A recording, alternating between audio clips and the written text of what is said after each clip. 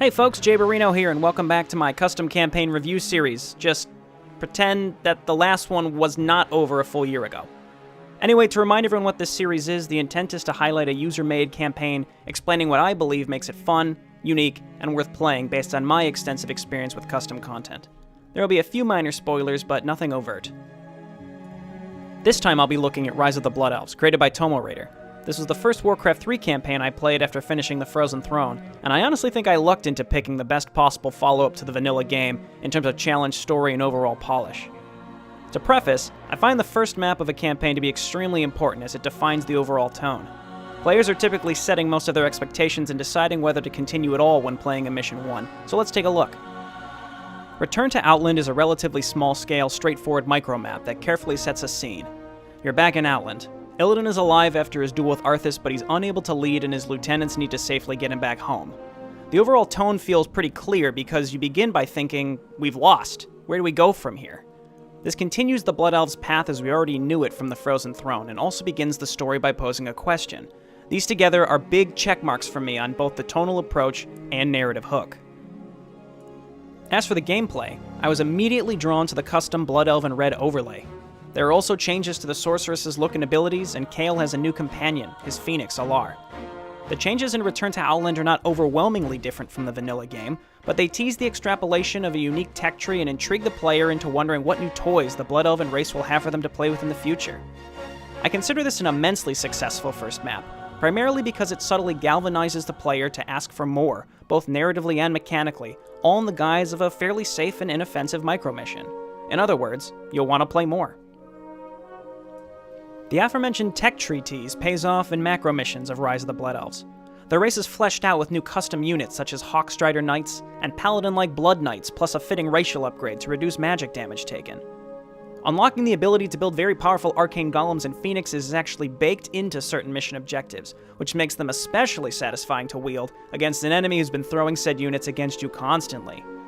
The macro portions primarily consist of large build and destroy maps, holdouts, or a combination of these two, that properly increase in intensity and size as the campaign progresses. Mission 8, War on Silvermoon, stands out as a lengthy and challenging defense mission where you control the Blood Elves as usual, but also an entirely new and functional Forsaken faction to defend the newly liberated Silvermoon. The Scourge refuse to let you hold it for long, and these unlikely allies have to hold 3 separate entrances to the city. The only caveat here is that it's a bit overwhelming to be given a completely different tech tree halfway through the campaign. You have to use it in parallel to your existing one and be expected to begin using it quickly without failing as you learn the ropes. Once acclimated though, it's entirely worth it and it's quite rewarding to use both factions together. I'd recommend utilizing quick saves as usual with all custom maps. By the time you make it to the large and unyielding missions 10 and 11, enemy attacks are relentless. I found a lot of my enjoyment at this point came from exploring the robustness of the Blood Elven faction and its heroes in order to succeed in the face of overwhelming attack waves and well-fortified enemy bases. Concurrently attacking and defending when both require large armies can be challenging. It requires proper timing.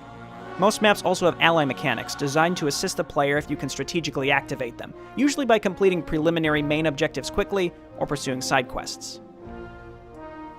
At different points throughout this campaign, you'll be allying with Felorks, Draenei, Night Elf Sentinels, the Naga,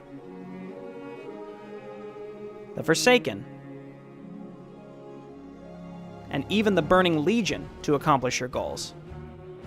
Ultimately, the overall challenge is a noticeable spike from the vanilla game's normal difficulty, but the tools are there to help you via the Blood Elf tech tree, and having decently competent and interesting AI allies.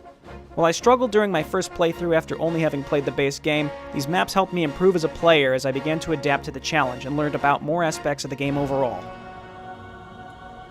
The narrative of Rise of the Blood Elves is meant to tell the story of the first World of Warcraft expansion, the Burning Crusade, but exclusively through the lens of the Blood Elves. Because of this, Raider already had the broad strokes laid out for him, but was also hamstrung by not being able to diverge too far. Within these confines, Raider has chosen to focus on the internal strife of the Blood Elves, their differing opinions on retaking Silvermoon, how they satiate their magical addiction, and Kael's fall from grace. He still manages to hit all the major Burning Crusade plot points. Magtheridon returns, the Black Temple is sieged, and the Sunwell Plateau is raided, but there is a focus on his own characters while doing all of these things. Now certainly, Warcraft canon purists will not like these deviations, though I feel the creative liberties taken are not excessive and are easily rationalized within the framework of the Burning Crusade. The characters are interesting and engaging with multiple perspective switches, harkening back to the original StarCraft and Warcraft 3. As the player completes objectives for factions they may not necessarily agree with, the story is driven forward by this without becoming too one-sided. Rise of the Blood Elves ultimately excels at blending the familiar with fresh custom content, both in terms of gameplay and storytelling. The difficulty will challenge casual players in a fair, beatable way, and likely keep more experienced players fully engaged simply by the fun factor. All of the heroes, usable allied and enemy, have impactful abilities that fit their roles well, and can turn the tide of most battles in typical Warcraft 3 style, but they're also not absurdly overpowered. I highly recommend this campaign to anyone, especially those that have not tried any custom campaigns in Warcraft 3 yet, but have played the original game. It's so polished that I believe it's probably the closest thing we'll ever get to an official Warcraft 3 continuation of the Frozen Throne. Now, as usual, I want to stress that great content like this continues to get made only when people play it and leave their feedback for creators. So there's a download link in the description to Hive Workshop, along with a link to a short video Deltrin has made on how to play custom campaigns in Warcraft 3. You can find my playthrough of version 3.0 on my channel, but I'd much rather you play and enjoy Rise of the Blood Elves for yourself. So, let me know your thoughts on Rise of the Blood Elves below in the comments, along with what campaign you'd like to see featured next. As always, thanks again for watching. I'll see you again next time. Bye now.